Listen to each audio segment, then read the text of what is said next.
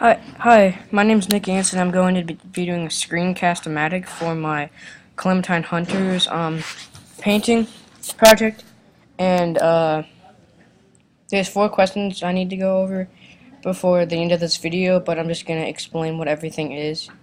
Over here is the slave house where like the slaves stayed during the night, and it really wasn't that good, like from past slave experiences that they've said. And here's just a stone path that connects them to the crops, which is down here, and I don't know what they're growing. They're just growing crops. And here's Big Joe.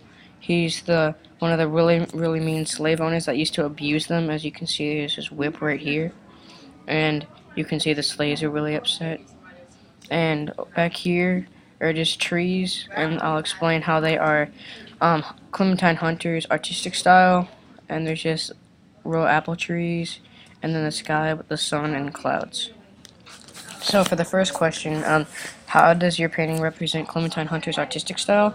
Is she just used really simple shapes. She didn't make anything pretty. She was kind of like a childish artist, and they're just pretty simple trees. Otherwise, I make them look a lot better, but that's not her artistic style. And also, her paintings consisted of a ground, like foreshadowing in the middle, and then the sky up above, which is what I did right here with the clouds.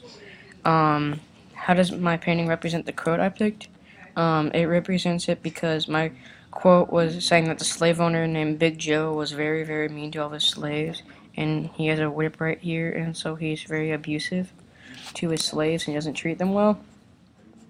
So that's one of the main examples of the quote.